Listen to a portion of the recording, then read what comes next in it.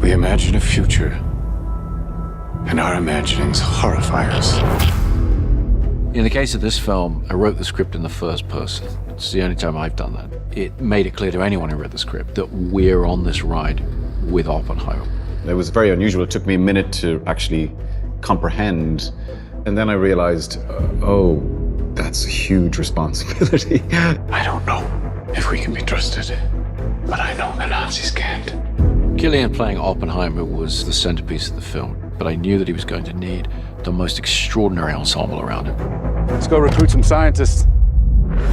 If Chris Nolan calls you and says that he'd like to meet with you, you're like, I don't care what it is. You'd be mad to say no.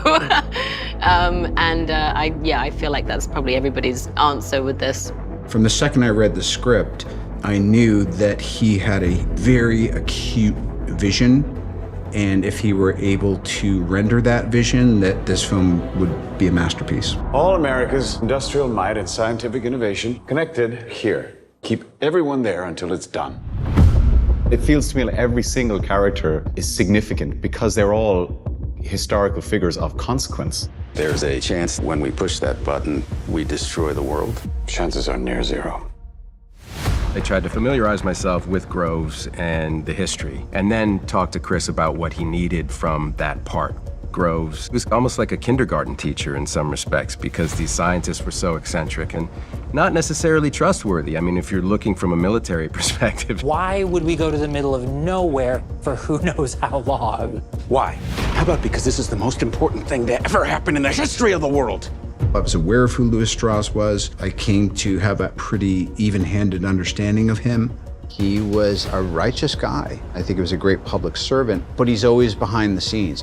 I've always appreciated the people who are backstage. Truman needs to know what's next. What's next? With Kitty Oppenheimer, what I really was drawn to is she refused to conform to the sort of feminine ideal of the time. She had this defiance against the system that felt so modern. Jean Tatlock was blunt, knew what she wants, but at no point is she ever punished for that, and especially not by Oppenheimer. Theory will take you only so far. Oppenheimer sees things in sort of different dimensions. Physicists operate on a completely different level than we do, and I think sometimes it's a burden. So I was really interested in that. What we were looking for was a remarkably centered performance, the heart of the film, but also an ensemble piece.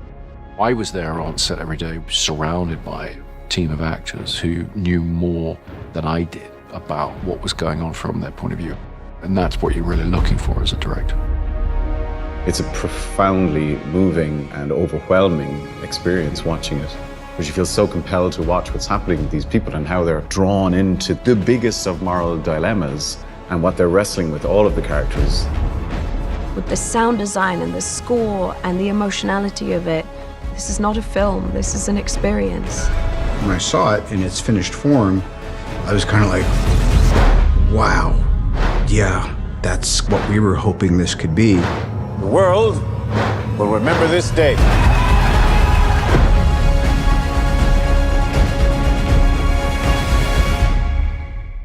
Thank you for watching Radical Trailers. If you enjoyed the trailer and want to stay updated with the latest and most exciting movie, TV, and games, make sure to hit that subscribe button. And feel free to share the channel with your friends and fellow movie enthusiasts. Your support means the world to us, and we can't wait to bring you more awesome trailers in the future. Until then, stay radical.